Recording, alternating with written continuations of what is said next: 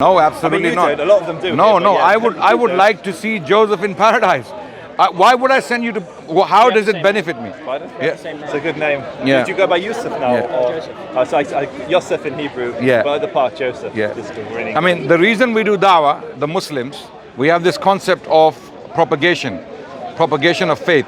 The reason we do this is to make sure that we're not the only ones going to paradise, because we believe if we die in Islam, we die believers, we will be in paradise. If we die in faith, we die doing good deeds, and we're not, committing evil acts, we will be in paradise.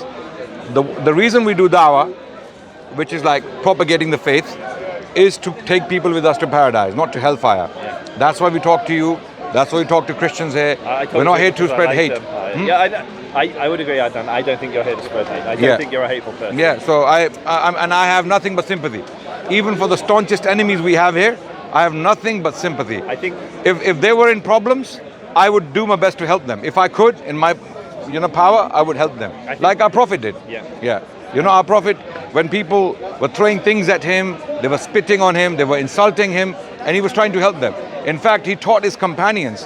One of the men who insulted, sorry, I didn't mean to hijack your conversation. Abu Bakr's daughter, Aisha, was married to the Prophet, and she was wrongfully, falsely accused of something she had never done.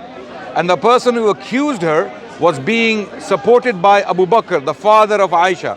He stopped supporting her because he said, hold on a second, I'm supporting this guy and he's accusing my daughter of wrongdoing. Yeah, no problem. No problem. So what does he do? He goes to the Prophet hears about it. The Prophet tells him, no, don't stop supporting him, continue supporting him. Continue supporting him. And this is the lesson the Prophet is teaching his companions. Even now, this man accused the Prophet's wife and the daughter of Abu Bakr. So what is the Prophet teaching him? Continue supporting him. Don't cut his provisions. Don't cut his food. These are the lessons we learn. And what did he do? Abu Bakr, he doubles the stipend. He doubles it. Not only what he was paying before, he returns evil with kindness. So this is what our Prophet has told us. A lot of people would like people to think otherwise, but we are here for that reason, to clarify that the Muslims, the reason Islam spreads the way it spreads around the world is because it appeals to people. People, when they go and do their private study into this faith, they come to realize what they hear on Fox News or in the mouth of Boris Johnson and Trump and their likes. Islam is not what they say it is. Islam is what the Muslims are doing, right? From Morocco to Bangladesh, we have a civilization, we have a people, we have a lot of people. And amazingly, what you come to realize is when people go and live with the Muslims, you see people living in the West, most of them have never had any interaction with Muslims. Germans, Austrians, Dutch, Danes, Swedes, even most Brits, they have never lived with the Muslims. Okay, I'm saying most. So what is the outcome? They watch the news, they see negative propaganda, they think Muslims are just not worth it. Muslims are just not worth it. Okay, there's no debate going on. There's just, I was talking to Joseph, he's gone. So we're just going to continue talking. I don't know if he's going to. So the point here is we invite the Westerners to go and live with the Muslims. Go and spend a month with the Muslims from Morocco to Bangladesh. You have many choices. You have so many countries. You can go to them. And Muslims have nothing but hospitality. Okay? People will cite terrorist attacks in the Middle East. Don't quote a war zone to me. Don't bring a war zone to me as an example of coexistence or as an example of lack of harmony. Because a war zone is a war zone. Don't go to a war zone. Go to peaceful countries and you will see how Muslims will treat you. Okay, Muslims will greet you. They'll take you into their homes. They'll share food with you. And Westerners who don't have this kind of culture, people are so individualistic. They are so lonely in Western countries. They don't have this kind of culture where you bring random people into your house and start sharing food with them. You don't see that in Sweden. You don't see that in Germany.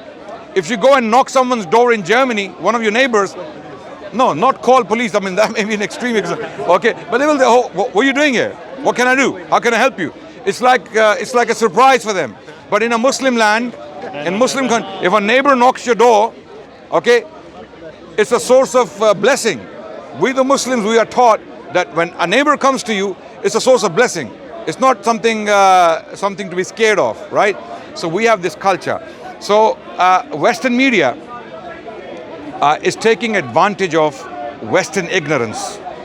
Western masses, they've never, in fact, even during the Middle Ages, during the time of the Crusades, okay, one of the Muslim authors, his name was Osama ibn Munqidh, and he was an eyewitness of the Crusades. He himself participated in them. He was a knight, and he was a poet, and he was a man of literature. He wrote many books. One of them was titled Kitabul I'tabar, a book of lessons. In that book he states that those crusaders who come from the West and they have not known the Muslims, they're very harsh, very brute, very rude and very repulsive. But those crusaders who came earlier, they have spent years with Muslims, they have been immersed into our culture. They are more polite, they're more friendly. Yeah, no problem. They're more friendly. Okay, so this shows you an example that anyone who spends time with Muslims, okay, will realize that after all, culturally speaking, these are very nice people. They're very hospitable. They're very kind and compassionate, right? They will help you if you are in trouble. But that we cannot say about Israel. Now coming back to you. Okay, so Israel. That we cannot say about the... If we're going to do Israel, let me set up my camera, because I will... I can ask a question. Yeah. Have you ever consider doing Dawah in former Eastern Bloc countries? Eastern European countries. We have considered... Because there's one ulama. There's a lot of racism there. There's a lot of xenophobia. And this racism and xenophobia has been translated into Islamophobia now.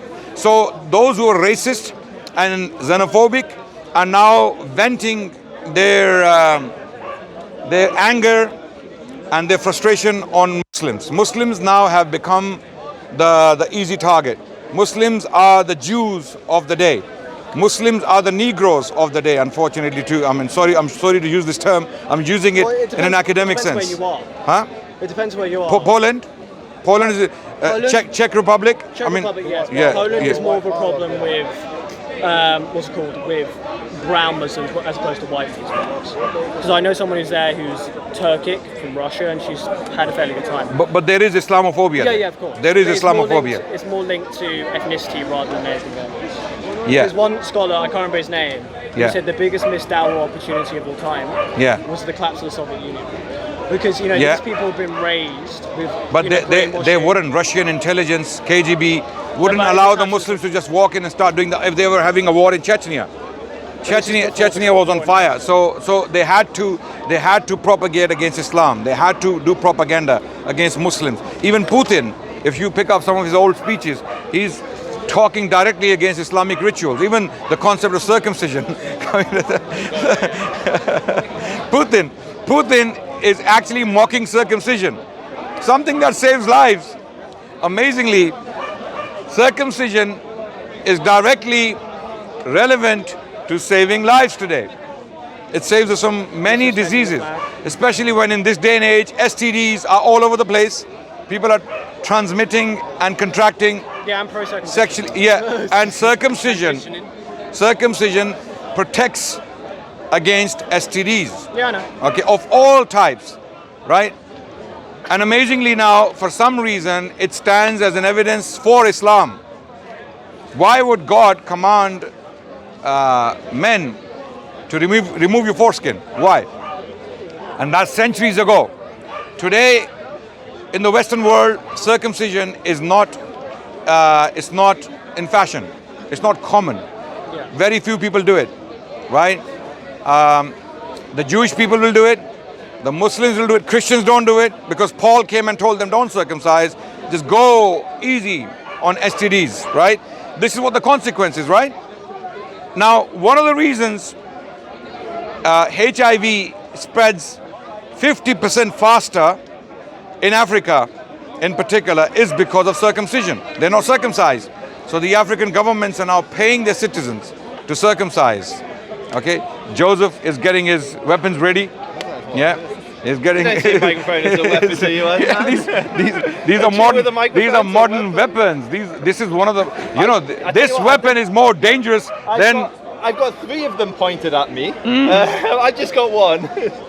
There is no antagonism here. Three friendly cameras pointing at you. Now this one, we don't know if this one is. We don't know if this one is a friendly one. I put the full debates up and I put the 1 minute debates up for the shorts. And Okay. I'm sure you understand what a short is. Yeah. What are the part of them. So the point I'm making is that Muslim people, generally speaking, when you go and live with them, spend time with them, you'll come to realize that these people are not what the Western media and Western politicians and Western prostitutes are telling them. Have you heard of the term prostitute? Prostitute is basically a press person who is hired to spew hatred on Muslims. So we call them prostitutes. Okay, it rings a bell. It's very similar to another word. What word is that? Prostitutes. What are they? You don't know? Okay, let me teach you some English then. Let me teach you some English then. Today there will be a lesson on the English language. He was calling it a weapon though, so maybe it was. So Joseph, you're getting your camera ready. Only I'm getting nervous now, and facing directly at me, and I'm thinking what's going to come my way now. No, you said about Israel. I thought we were talking about Israel. Yeah, okay. Wait, before you get into a big debate about, look, Yeah. so you would say even if the foundations of Judaism were proven to be false, you would still be Jewish. So Ethnically, yes. No, Well, but ethnically, obviously. I'm saying I don't believe they would be proven, and I think Judaism has the flexibility to evolve with the times. And I gave the example of the account I Maimonides. suggested on Okay, Abu Israel. he gives a lot of evidence that rabbis have conceded the Torah has been corrupted, it Yeah. can be abrogated, hadith have been It's copied. the opposite. Baltos, if you can't add to the Torah, you can't. You have to Okay, make it. okay. But there is You're Muslim who's telling you this is misrepresenting. no, there is Judaism. physical evidence. He It's cites a different rabbis. thing. He's saying that Jewish rabbis believe the Torah has been corrupted, Yeah. and that's wrong. And if you've got a Muslim account that's telling you this is what Judaism, No, but he teaches, cites rabbis. He maybe I can misrepresent the Quran. I can say that Islam teaches Muslims to strike the neck of the The disbelievers. Torah, the but Jewish. he's not like- No, the Jewish scriptures themselves tell the Jewish people that the scriptures have been I don't corrupted. know enough about that to comment. No, there is a direct verse in Jeremiah, in the book of Jeremiah, chapter 8, and Jeremiah in chapter 8, verse 8 is specifically talking about the scribes of the law. They have corrupted the book. I don't know what Joseph has to say on that. Okay, so the book itself is like the Quran. We believe in the Quran, and there would be a verse in the Quran saying Quran has been corrupted. Okay, this Quran you guys are reading is corrupted. To the contrary, the Quran tells us this book will never be corrupted. It will be protected. God will protect it himself because it is meant to be for eternity. It will last until the day of judgment. And the Quran to this day stands the test of time. It hasn't been corrupted. On the other hand, we have plenty of evidence on the Torah and the rest of the books of the Jewish scripture. They have been corrupted. They've been changed beyond recognition, right? I don't know what Joseph thinks of this. And No, wait, could I finish? Because I need to go now. and I wonder what Joseph thinks of those prophecies about an Arabian prophet.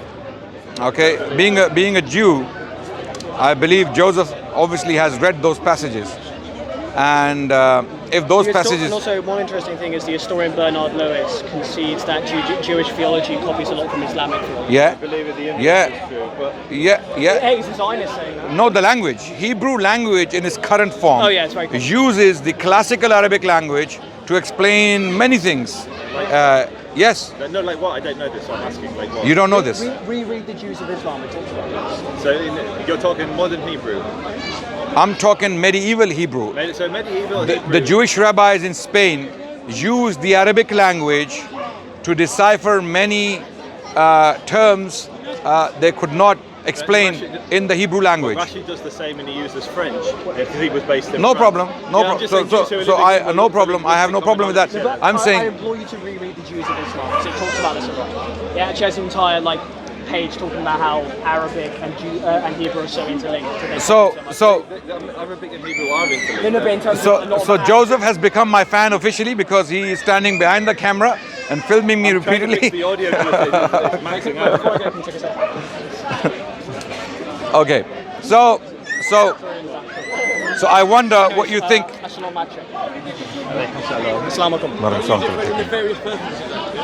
So I would like to discuss, Joseph. You need to have a cameraman. I do that, but unfortunately, I don't get paid for any of this. And so, if someone wants to volunteer, I don't. There's dozens and dozens of dollars. I've never been paid for this. No, but come on. I need to start asking these guys to share some of the blessings. Look, if any of the Dawah guys want to volunteer for the Zionists, we're more than happy to have you as our cameraman. They won't do that. They won't do that. It's like asking them to volunteer for ISIS. No, they wouldn't do that. I mean, some of them from the park did, but we won't go there.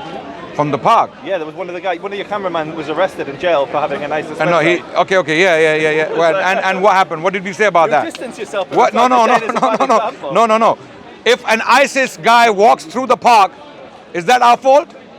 No, he's your cameraman. If an ISIS guy is peeing there Adnan, under a tree. One of your cameramen, and yet you. No. I agree with what You're filming. Wait. You're a Zionist. Wait. You're a Zionist. To me, you're as good as ISIS. I mean, wait. Sorry. I'm being blunt. And you're filming me right now. Are you my cameraman now? Are you my cameraman? No. So before think before you talk. Think before you talk, Joseph. You overwhelming a Zionist. I'm just going to have to do it with bad audio, but it's going to mic. No, you have. I'm going to put these a bit lower down. It's just we're maxing out, unfortunately. Okay. So you are as good as an ISIS fighter to me. You are a Zionist, self-confessed, open, public Zionist. You are, right? So to me, you are as good as ISIS. You're filming me right now. Are you my cameraman now? No. There are so many people here. I mean, I don't know. Hundreds of people have been filming us in the park. So just one guy turns out to be dodgy. They start making him our cameraman. This is what these people do. So Joseph, can you come back and respond to that? Just trying to get my audio. Leave it. We will give you a copy from this. Come. Leave it. So now, tell me, do you become my cameraman? Technically, he's my cameraman at the moment. He's filming me right now. He's working so hard. He obviously loves me so much that he really wants to fix this. You know, it's catching my voice. I can see it there. It's catching my voice. Leave it, man. So if any extremist sneezes anywhere in the world, it's not my problem, right? But you are a Zionist. Anything the Zionist state does, you can argue for it, right? Joseph, you can talk from there. I'm going to talk once I said about that. Okay. So it's very easy to throw stones at people when you live in glass houses. Don't do that. Yeah? While Joseph is busy doing that, we've had many conversations in the past, myself and Joseph. We have a very cordial kind of relationship, even though we are far apart ideologically from each other. We are two different, I would say, on the side of, two different sides of the fence. Okay, I'm on the side of Islam, the Muslim civilization, the greater Muslim civilization, and I talk about the Muslim civilization and its impact on the world. Muslims, when they came to power in the 7th century, when they brought Islam as a political force into the world, they brought with them a civilization called the Muslim civilization. And people flourished under Islam. Most importantly, the Jewish people, right? And Zionist propagandists like Joseph, they argue that the Zionist state of Israel is a good thing. Okay?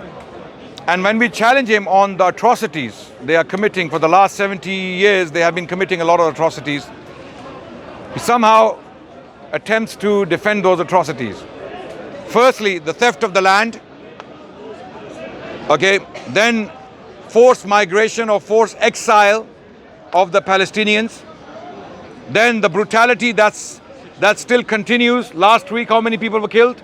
Last week, innocent people. And if a Muslim terrorist did that, the same media around the world would be going crazy. You know, they would be going crazy. And what does Israel say? Collateral damage. These innocent people who died, women and children, in a bombing raid, collateral damage. Collateral damage. Okay? So, if the Muslims were doing this, then people like Joseph, they would be running a marathon up and down the park. He would go there, he would come back, and then he'd go back. Now he's fixed it. Oh, good. Now we got it. Okay. So now,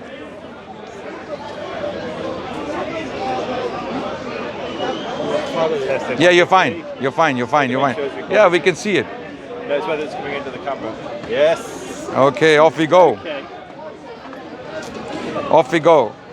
Being filmed by a Zionist cameraman. Okay, and several. So, let's bring it back to principles.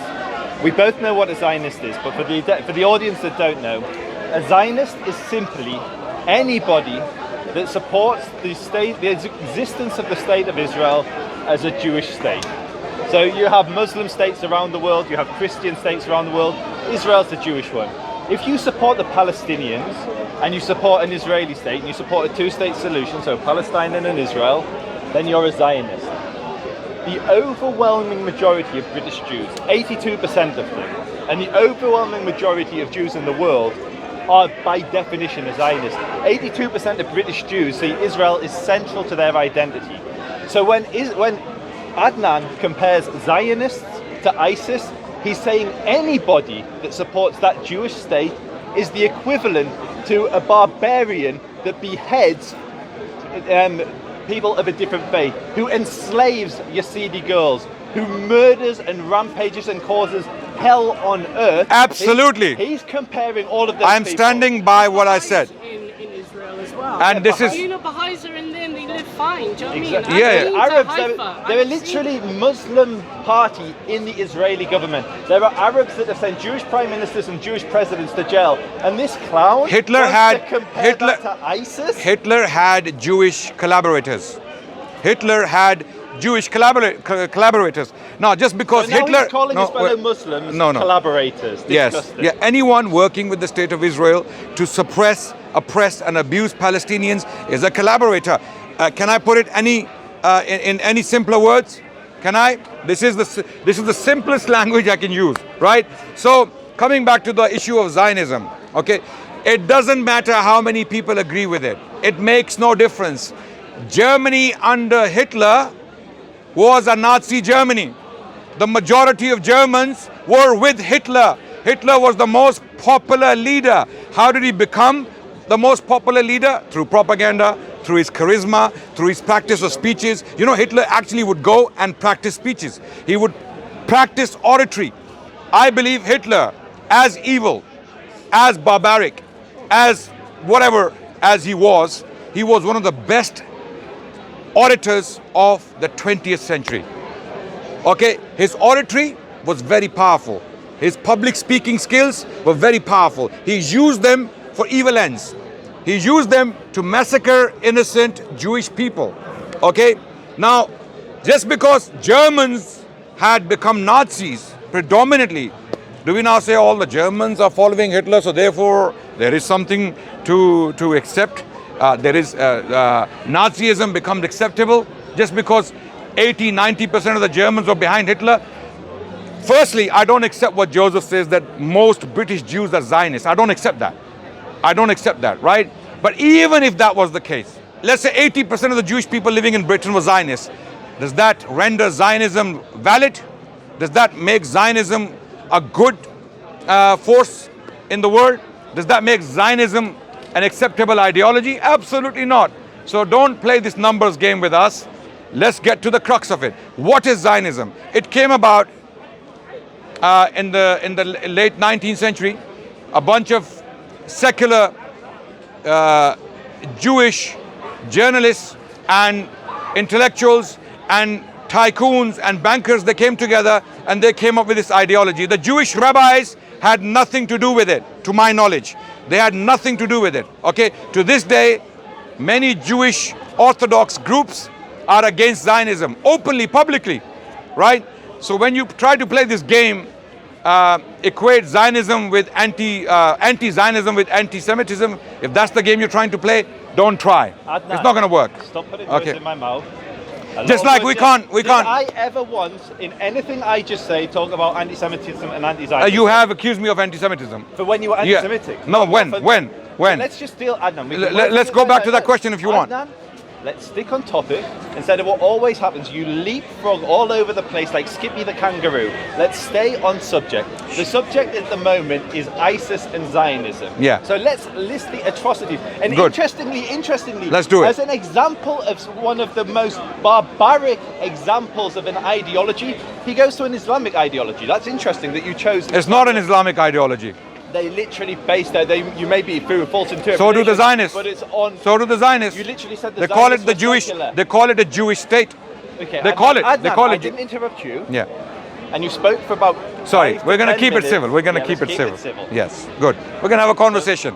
Anybody who's ever met a Jew outside of Speaker's Corner will understand that the likelihood is that they have some form of connection to Israel, whether they have family there, whether it's a religious reason. Like many Muslims have connection with Iraq and Syria. Adnan, can you keep quiet for 2 seconds? Yeah. I stood politely and listened to you insult me throughout your diatribe. I apologize. Please extend. Let's keep it short, both sides. Keep it short. You just spoke for 15 minutes, mate. No, I didn't speak for 15 minutes. I mean, people will time it. People will time it.